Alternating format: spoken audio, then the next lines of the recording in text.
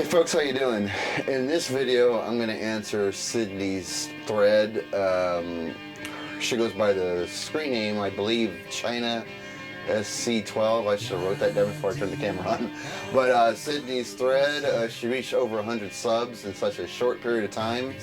So she's quickly becoming a very popular member here on the VC.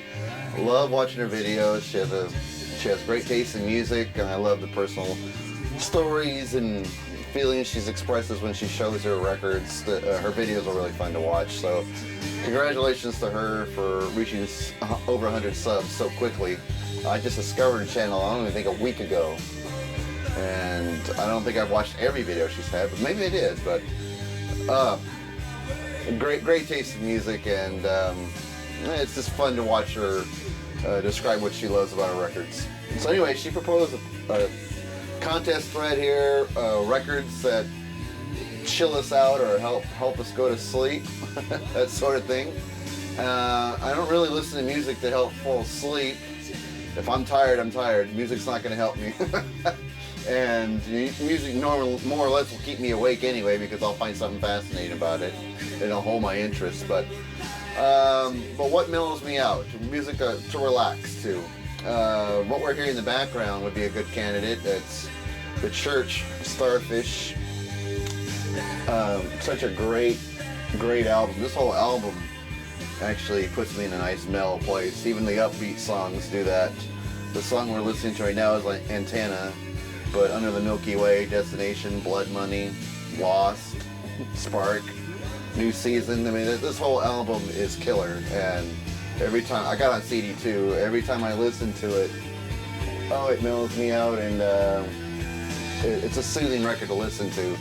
It always puts me in a good place, so love that album. Okay, so I'll describe songs that put me in that mood as well, starting with Led Zeppelin, the song The Rain Song off of Houses of the Holy. One of my favorite slower, mellower tunes from Led Zeppelin. The Rain Song, I love the way Jimmy Page plays guitar on that song. And his guitar tones are just so beautiful in that song, and the song itself is absolutely gorgeous. And it really I just usually close my eyes, listen to it, and I'm instantly a happy guy. So when the problem is the song doesn't last forever, and I gotta open my eyes and I gotta put the needle back and go back to that place. But such a gorgeous song, The Rain Song. One of my favorites from Led Zeppelin as far as songs. Killer. Beautiful song, beautiful. Next one up would be the song Entangled from Genesis. The album is A Trick of the Tail, and especially this version, because it's an original master recording. Thanks to the teacher who helped me score this, and I paid him back. Entangled's such a beautiful song, kind of co-written between Steve Hackett and Tony Banks. Starts off with some great 12-string guitar work, and the ending of the song is just a real gothic keyboard solo by Tony Banks. It just puts you in another world. And I remember the promotional film that came out in '77 or so, that showed Genesis in concert back in the 1976. And the film they prepared for Entangled, half of it was live footage, the other half was a little dreamy episode of a woman dancing on the beach, and the images went really well with the keyboard solo at the end of this song. And it's such a dreamy keyboard solo, it just puts me in La La Land. I mean, I don't know if it puts me to sleep, but it definitely soothes the soul like no other Genesis song can. So Entangled by Genesis, just a beautiful piece of music. And the next one up is a recent album, but the last song on it I think is just amazing. It is from Steven Wilson. It's The Raven That Refused to Sing is the name of the song, and it's also the title track to this album, Raven That Refused to Sing plus Other Stories. Latest album from Steven Wilson. It came out somewhat recently. Just a gorgeous song. Starts real soft and quiet with just piano and voice.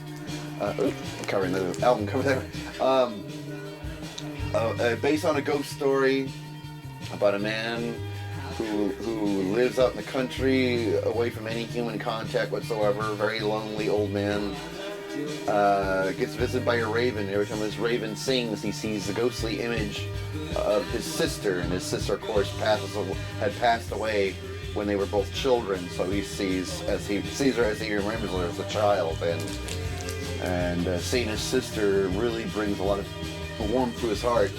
And he captures that raven because he only sees it when the raven sings. He captures a raven, tries to get it to sing, and it refuses to sing, and therefore he loses contact with his sister, or the ghost contact of his sister, I should say. A beautiful song. I mean, like I said, it starts off real soft and quiet. A 7-minute song, and it just builds. The power of it just builds and builds and builds. There's such an epic ending to this song. Just a gorgeous tune by Steven Wilson. I just bought tickets to see him live in San Francisco in May. I'll be seeing him, and I can't wait to hear that song live. I know I'm going to be reduced to tears when I hear it. Beautiful song, beautiful. The Raven That Refuses to Sing from Steven Wilson. The next song comes from the band Marillion, and the name of the song is called Fantastic Place from this album, which is called Marbles. I remember it's just a beautiful ballad played by this legendary prog band. The lyrics can't help but put you in such a happy, peaceful place. Such uplifting lyrics. I really, really, really love them. I once saw a documentary from the singer, an interview video from the singer, whose name is Steve Hogarth from this band.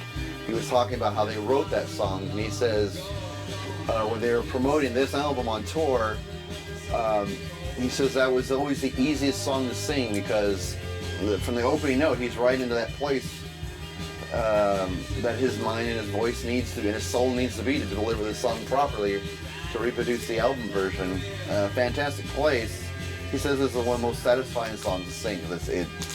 It sounds great every night he plays it, he says, and it takes almost no effort to do it because he's singing from his soul out, and my God, he sounds absolutely, the whole band sounds brilliant on that song. This was a record of the week for me about a couple months ago, and I did a needle drop on that very song. It's just, such a gorgeous tune, and he said that he was surprised the band actually did it because when they were first writing the song, they weren't very interested in it because it sounded a little airy-fairy, but he says he's glad they stuck with it, and it actually ended up being one of the best songs on this album. So, Fantastic Place, tongue-tied. Fantastic Place by Marillion. Just a beautiful tune. And the last one is from Eric Johnson. It's from the album I Via Musicon. God, I can't. Via Musicon. I just can't talk today. And the name of the song is 40 Mile Town. A beautiful guitar ballad. I mean, there's vocals in it as well. Such a tender ballad. I love the guitar tones he has on that song. All acoustic. But Eric Johnson's always been the master of the guitar tone. And he gets some beautiful, absolutely beautiful guitar tones on this song. 40 Mile Town. There's a female vocalist actually who does a little bit of a duet with him on this, and I'm looking to find her name, if it's in the credits here. And her name is Jody Lazo, who does some of the harmony vocals and a bit of a duet towards the end of the song. They're just a beautiful tune. I've seen Eric Johnson like 7 times. Unfortunately, he's never played that song when I've seen him. He plays other amazing ballads that he has as well, but 40 Mile Town is such a gorgeous tune. That's one song that could probably, if I listen to it, it'll put me in such a nice, peaceful place, I probably would fall asleep. That song is definitely a contender to knock me out. But 40 Mile Town. Well, that's going to about do it for some of the songs I use to soothe my soul. Once again, congratulations, Sydney, on going over 100 subs. By next week, you'll probably have 300. Okay, that's going to do it for me, and I'll see you guys in the next video.